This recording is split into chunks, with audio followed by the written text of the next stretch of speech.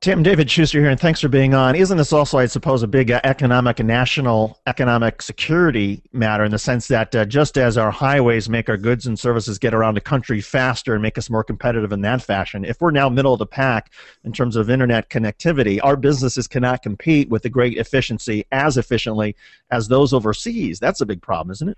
Yeah, absolutely. And what you're seeing of late is a lot of people are getting advanced degrees from home. A lot of people are using devices so that their health care can be monitored from a distance. So there's a whole new in education and healthcare, other economic services and benefits are reliant upon a Wi-Fi network. So if we can, create these sorts of new networks, you can see that kind of innovation. And there was an interesting study that was done by the University of Colorado that showed that in 2010 the value of Wi-Fi networks at that time amounted to $50 billion in economic value for the U.S. economy. So there are these real measures of how creating that kind of new connectivity could really spur innovation and economic growth. And what can people do if they want to influence the FCC? Is it a matter of a public comment which requires the government agency to get back? Is that the best way to pressure them? There is a proceeding at the FCC with regard to this old television spectrum.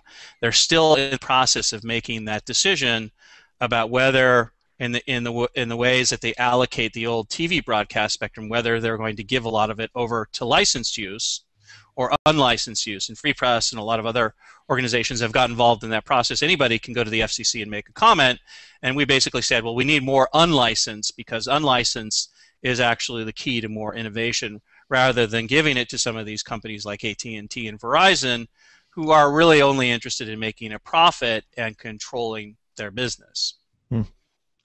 It's fascinating stuff, Tim. And we here at Take Action News with David Shuster, we are sort of in our own way trying to push the limits on that. Obviously, we're streaming the show on YouTube through the internet.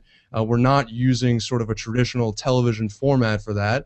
We are still on many terrestrial radio stations, including in Chicago and Columbus, Grand Rapids, Oklahoma, and Washington, D.C. But we're sort of pushing the limits on that, and I think that's where sort of this really can matter for people, is that if you're trying to get your voice out there, if you're trying to start your own business and sort of want a media that reflects the views of the people and really reports on the facts in a way that you can appreciate and informs the public, then you're also looking for that extra space, that extra infrastructure, so that this becomes a more viable medium.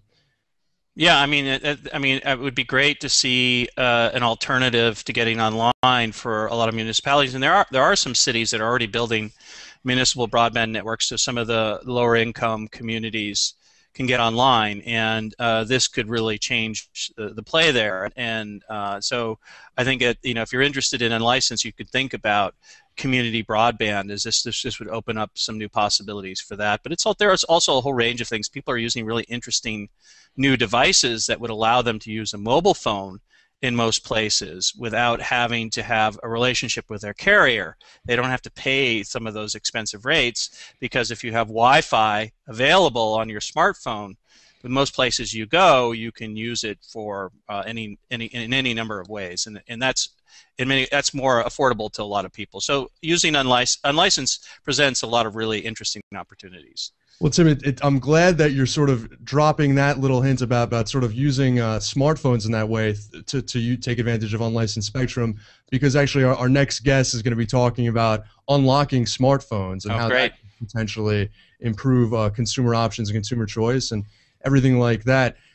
Tim Karr, fascinating stuff, and we encourage all of our listeners and our viewers that are interested in this issue of keeping the internet free and accessible and strong and effective and keeping the United States on top economically and in terms of security.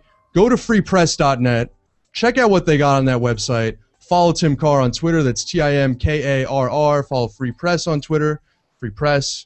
Generally, let Congress know, let the FCC know what you think. Unlicensed spectrum. We'll be right back on Take Action News after this.